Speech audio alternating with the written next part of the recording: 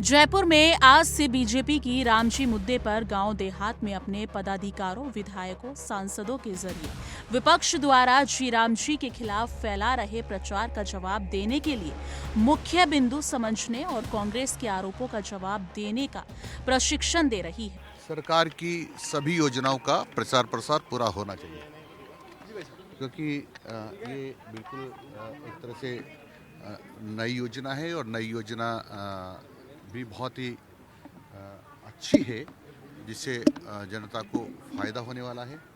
और 100 दिन से बढ़ा करके 125 दिन कर दिए हैं और भुगतान अब हर सप्ताह होगा। तो इसकी जानकारी आम लोगों को होना चाहिए, ताकि हमारे कार्यकर्ता जाकर के नीचे तक बताएंगे तो आम जनता को इसका पता चला, इसलिए की जा रही है। लेकिन कांग्रेस तो कह रही है कि ये आपने धोखा किया है, काम नहीं कर रहे, नाम बदलने का काम किया केवल आपने। कांग्रेस की बातों पर मत ध्यान दो भाई। ये तो ऐसे लोग हैं कि भगवान राम का मंदिर बन रहा था तब भी कहा था यहाँ शौचालय बना दो। इनकी बातों में क्या ध्यान देना है। एक भाई साहब, आपकी ट्रांसफर को लेकर भी सवाल उठा रहे हैं। डोटास राज कह रहे हैं कि जो आपने ट्रांसफर किए थे, एक तो एसआईआर का ध्यान नहीं रखा गया इसमें। डोडास राज जी की तरफ ने ट्रांसफ़र नहीं किया, इसलिए उनको चिंता हो रही है, क्योंकि वो ट्रांसफ़र में पैसे खाते थे, रिश्वत खाते थे, भ्रष्टाचार करते थे। ये शिक्षा विभाग में नहीं हो रहा, इसलिए उनको लग रहा है कि मेरे जैसे क्यों नहीं हो रहा है। वो तो चोरों जैसे तो नहीं होगा भैया, इसीलिए परेशान है। प्रधानमंत्री मोदी जी ने, केंद्र सरकार ने मनरेगा को बीबीजी राम जी के नाम से जो एक पुरानी मनरेगा की स्कीम को नए सुधारों के साथ में लागू किया है। बहुत सारे इसमें जैसे 100 दिन के रोजगार को 125 दिन कर दिया गया है। अकुशल श्रमिकों का साप्ताहिक भुगतान की व्यवस्था है और विकसित भारत के साथ विकसित ग्राम पंचायत को जोड़ा गया है। रोजगार की गारंटी है। पहले नरेगा था, उसके बाद मनरेगा करने का काम भी कांग्रेस ने किया। तो लगातार पिछले 60 सालों में, आज़ादी के बाद 60 साल तक जब तक ये सत्ता में रहे, तब तक संस्थाओं का नाम बदलने का काम इन्होंने किया है। हमने वास्तविक रूप से 2047 में प्रधानमंत्री मोदी जी के विकसित भारत के संकल्प को पूरा करने के लिए ग्राम पंचायत स्तर पर किसान को, मजदूर को सक्षम करने का काम इस योजना के माध्यम से होगा। एक्चुअली बीबीजी राम जी जो विकसित भारत के साथ है, विकसित भारत ग्रामीण रोजगार एंड आजीविका मिशन गारंटी स्कीम है। अब इसमें अगर कहीं राम जी आता है तो ये कांग्रेस की दुर्दशा ही कहूँगा, मैं तो दुर्भाग्य कहूँगा कि वो जब भी कभी राम का नाम आता है तो उनको तकलीफ होती है। असली मकसद उनका इस स्कीम का विरोध नहीं करना, बल्कि राम जी के नाम का विरोध करना है। और ये आज से नहीं, माननीय सुप्रीम कोर्ट में हलफनामा देने का काम कांग्रेस ने किया है, राम जी के अस्तित्व को नकारने का काम उन्होंने किया है। तो प्रभु श्री राम ही उनको सद्बुद्धि दे सकते हैं और हम तो प्रार्थना करेंगे कि कांग्रेस के नेताओं को सद्बुद्धि दे। सबसे पहले राहुल गांधी जी को सद्बुद्धि देनी चाहिए, ताकि वो अपने नीचे की जो फौज है, जो भी बेरोजगार हैं, उनको कम से कम वो सद्बुद्धि दे, उनको एक अच्छा नागरिक बनाए, ताकि वो देश की योजनाएं जो अच्छे लोगों के लिए अच्छे तरीके से बनी है, उसमें लोगों का अधिकतम फायदा कैसे हो सके, इस बात का उन्हें मंथन करना चाहिए। चलिए, उनका फैसला एआरओ करता है। अब कांग्रेस ने बरसों से जिन लोगों का गलत नाम इंदराज करा के अब की चुनाव की वैतरणी पार की थी, अब उनकी कलई जब खुलने लगी तब उनको इस प्रकार की बातें याद आने लगी। आप देख रहे हैं, कांग्रेस ने आज तक जब कभी भी किसी मुद्दे को उठाया, अरावली के मुद्दे की बात कही, फिर यू टर्न हो गए जब केंद्र सरकार ने अपना निर्णय लिया। और इसी प्रकार पहले जिलों के बनाने पर कांग्रेस ने कहा बड़ा आंदोलन करेंगे, सड़कों पर आएंगे। आपने देखा होगा सैकड़ों लोग भी नहीं आए। जहाँ तक जी राम जी की बात है, एक कन्वर्जेंस के साथ, अगर बेहतरी के साथ उस काम को हो रहा है तो उसमें स्वागत करना चाहिए। राज्य सरकार सहमत है और राज्य सरकार उस अनुपात में पैसा देने के लिए सहमत है। स्थायी परिसंपत्तियां गाँव में निर्माण होगी, लोगों को रोजगार मिलेगा, 125 दिन का रोजगार मिलेगा। रोजगार नहीं मिलने पर गारंटेड वजीफा मिलेगा। उसके बाद वो इस प्रकार के मुद्दे को लेकर इसको कर रहे हैं। और जब से ये कार्यक्रम मनरेगा का प्रारंभ हुआ था, जवाहरलाल जी के नाम से लेकर महात्मा गांधी जी के नाम तक कभी उनको ऐतराज़ नहीं हुआ। आज तक कांग्रेस ने अपने कार्यकाल में अलग अलग समय में 35 ऐसे संस्थाएं हैं जिनका महापुरुषों के नाम से नाम था और नाम बदला। वो अपनी कलई खुलती देखकर इस तरह के दे रहे हैं। मैं उनको अपने गिरबान में देखना चाहिए। और मेरी राय है कांग्रेस के नेताओं को कि एसआईआर पर सवाल करने से पहले वो संविधान को पढ़ लेते तो ज़्यादा उचित होता। संवैधानिक संस्थाओं पर जब कभी भी उनका जनाधार खिसकने लगता है, संवैधानिक संस्थाओं पर इस प्रकार के अनर्गल वो आरोप लगाकर अपनी खींच मिटाने का काम करते हैं। कांग्रेस छोड़े नहीं छोड़े, इसको लेकर अभी भी गुत्थी सुलझी हुई। देखिए, जब तक महेंद्रजीत जी मालवीय ने कांग्रेस को छोड़ा, कुंठित होकर छोड़ा, अपमानित होकर छोड़ा और भारतीय जनता पार्टी में आए, भारतीय जनता पार्टी ने उनको गले लगाया। अब वो वापस उनके बयान में पढ़ रहा हूँ, ये उनका व्यक्तिगत मामला है, पर जब तक लिखित रूप में उनका त्याग पत्र नहीं आ जाता किसी पार्टी में, और पार्टी के प्रदेश अध्यक्ष के पास अब तक कोई लिखित त्याग पत्र नहीं आया, और कांग्रेस के लोग भी दरवाजा खोलने को तैयार नहीं है, इसलिए ये उनका व्यक्तिगत फैसला है। मेरे मित्र हैं, कदावर नेता है, इसीलिए मैंने आप सवाल किया, आपके मित्र हैं। निश्चित तौर पर मित्र है। हाँ, मेरी बात हुई है उनसे, कई मरतबा बात हुई है। मैं समझता हूँ कि निर्णय जल्दी ठीक हो जाएगा। एक जो विषय था, अभी आंदोलन किया कांग्रेस ने को लेकर और बालूतरा के मुद्दे को लेकर बड़ा आंदोलन बाड़मेर में हुआ, माला में। देखिए, लोगों की भावनाओं को भड़काकर खुद अशोक गहलोत जी ने, जब मैंने सवाल किया था कि आप इस प्रकार टपका रहे हैं, उस दिन बरसात हो रही थी कि जिस तरह पानी टपक रहा, आप जिले टपका रहे हैं, एक एक विधानसभा को एक एक जिला बना रहे हैं, तब उनका तर्क था कि विकेंद्रीकरण करने से शासन सत्ता ठीक चलती है। आज जब विकेंद्रीकरण करने की ओर भारतीय जनता पार्टी बढ़ती है तो उल्टे बास बरेली को हो जाते हैं और वो इस प्रकार की बातें करते हैं। इसमें कोई जन समर्थन मिलने वाला नहीं है। उनको आशंका है कि आने वाले परिसीमन में इसका प्रभाव होगा, जबकि उनका जानकार लोग जानते हैं कि परिसीमन में किस जिले बनने का कोई प्रभाव नहीं होता। आज भी राजसमंद का लोकसभा क्षेत्र 4 जिलों में विभाजित है। Thank you. आप पर आरोप लगा रही है, वो कह रही है कि आपने जो परिवर्तन किया है वो ग्रामीण भारत के लिए ठीक नहीं है। देखो, जिस तरह से एक बारी चेंज नहीं हुआ, ये राष्ट्रीय रोजगार गारंटी पिछले लगभग 5 से 7 बारी आज़ादी के बाद में बार बार इस स्कीम को अलग अलग नाम से बोला गया। इसमें अगर अच्छा करने के लिए और ग्रामीण रोजगार के अंदर अगर पारदर्शिता बरतने के लिए, जहाँ पहले 100 दिन का रोजगार देते थे, अगर इसको 125 दिन किया जा रहा है और इसमें कोई संशोधन करते हुए किसानों के हित के लिए कोई अच्छा कानून लेके आए हैं, तो ये मैं तो जहाँ तक समझता हूँ ये आने वाले समय में ग्रामीण भारत के लिए जो विकसित भारत 2047 का जो लक्ष्य लिया उसके अंदर 100% इसका बहुत बड़ा योगदान रहेगा। पारदर्शिता रहेगी और जो समय पे पेमेंट हमने देखा है कि पहले वाली योजना में साल भर तक गरीबों का पैसा नहीं मिलता था, इसमें गारंटी दी है कि 7 दिन के 7 दिन इसका पैसा दिया जाएगा। इससे बढ़िया योजना में नहीं समझता कोई हो सकती है। बजट के जहाँ तक प्रावधानों की बात है, बजट को लेकर सबसे ज़्यादा चर्चा है। बजट के अंदर जो भी अब तक जो ऐतिहासिक बजट पिछले 2 सालों में हमारे यशस्वी मुख्यमंत्री बजरलाल जी ने दिया है, बजट ही नहीं दिया, इनको हमने क्रियान्वित भी किया है। और आज अगर हम कहीं जाके धरातल पे देखेंगे तो उन लोगों के वर्क ऑर्डर भी दे दिए, उन कामों के हमने काम भी चल रहे हैं। भूमि के जहाँ आवंटन जो अटके हुए थे, वरना पिछले जो 5 साल की अगर देखेंगे तो ओवरऑल लगभग 70% से ज़्यादा 5 साल में काम कर नहीं पाए। हमने 2 साल में जो 5 साल में काम किया उससे ज़्यादा पैसा देते हुए उन कामों के आज 70% काम रनिंग में हमारे। ये बजट सवाल है कि उसमें देखो, कहीं ना कहीं राज्य पे मैं समझता हूँ डेफिनेटली राज्य पे थोड़ा बहुत बार आएगा। बाकी पैसा चाहे राज्य का हो केंद्र का है, जनता का पैसा है। बाकी अगर उसका सही सदुपयोग करना है तो राज्य भी उसकी सही प्लानिंग से लेंगे, वरना पहले ये समझते हैं कि सेंटर से पैसा आता है, उसकी जिस योजना के तहत जो परमानेंट जो स्ट्रक्चर बने सारे आए, तो राज्य भी इसके ऊपर पूरा ध्यान देकर करेंगे तो इसका सदुपयोग होगा। जैसे एसआईआर को लेकर कांग्रेस हमलावर है, वो कह रहे हैं आप तो वोट चोरी कर रहे हैं, और दूसरा वो कह रहे हैं आपके लोगों को तो जोड़ रहे हैं, उनके लोगों को काट रहे हो आप।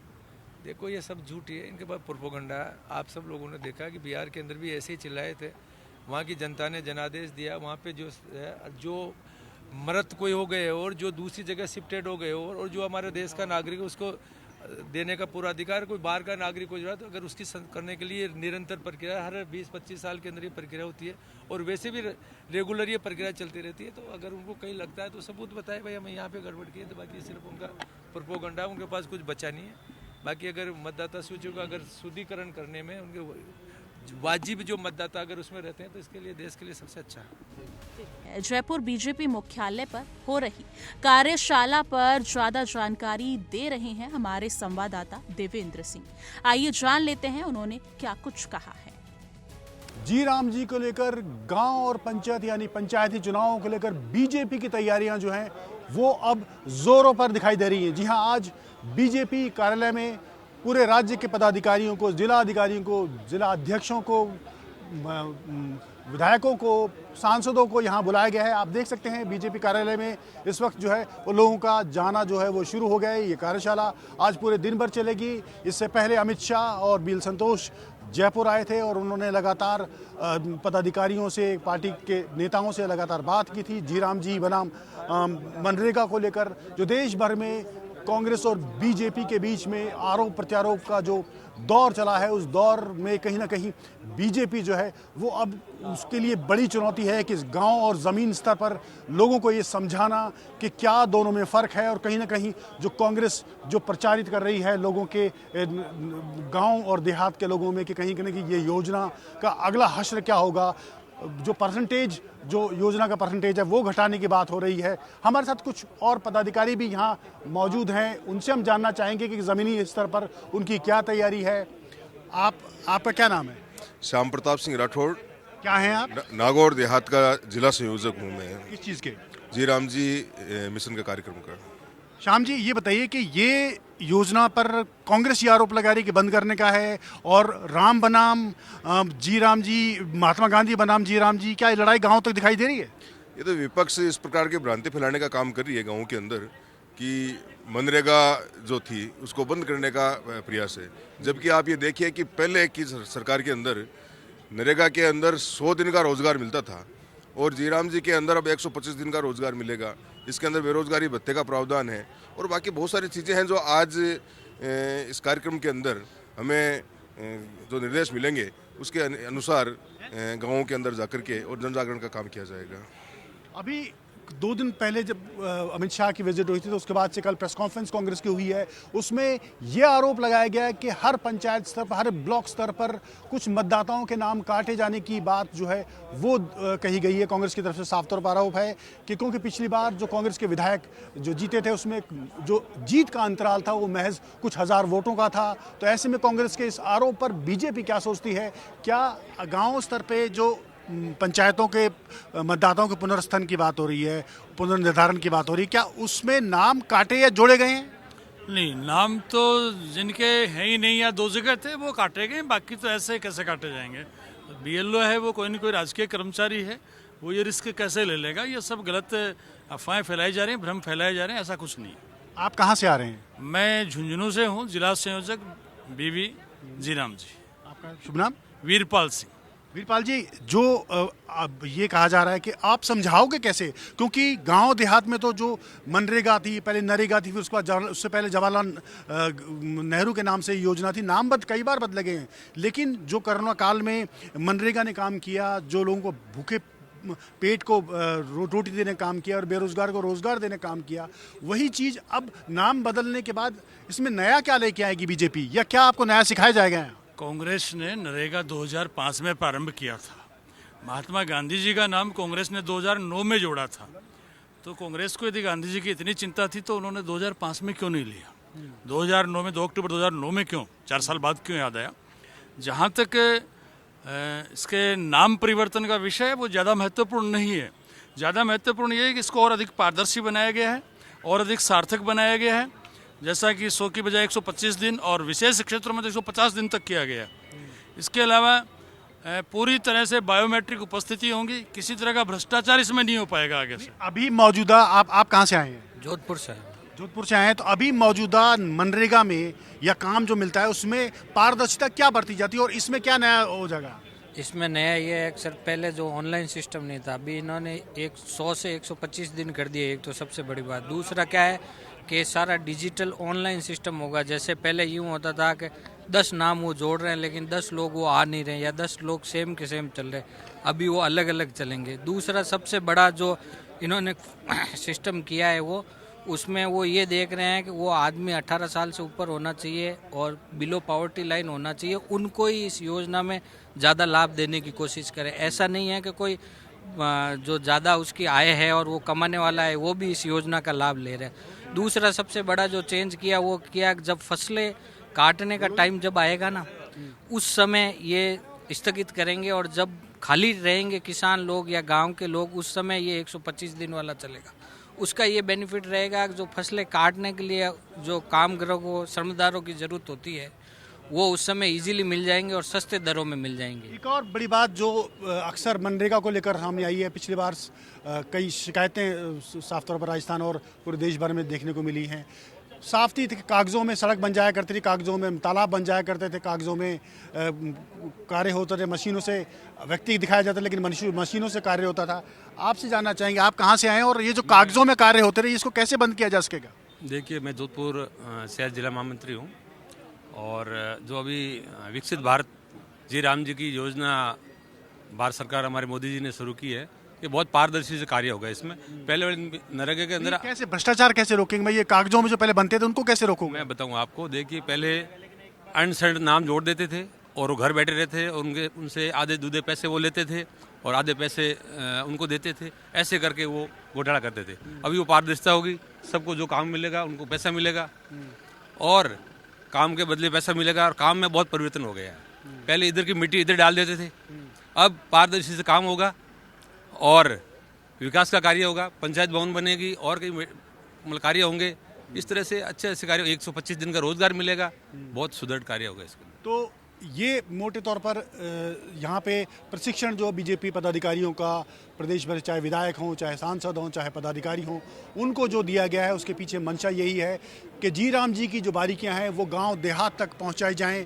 किस तरह से इस बारीकियों को लोगों को समझाया जाए ताकि विपक्ष जो ये आरोप लगा रहा है कि योजना बंद करने की साजिश है, योजना में कहीं ना कहीं बीजेपी अपने चश्मे से देखना चाह रही है, उन सब जो सवालों के जवाब जो हैं वो ग्रास रूट पर तैयार कर कर पंचायती चुनाव में उतरने की तैयारी बीजेपी इस कार्यशाला के माध्यम से करने की जुगत में है। कैमरामैन दिलीप परमार के साथ देवेंद्र सिंह, इंडिया डेली, जयपुर।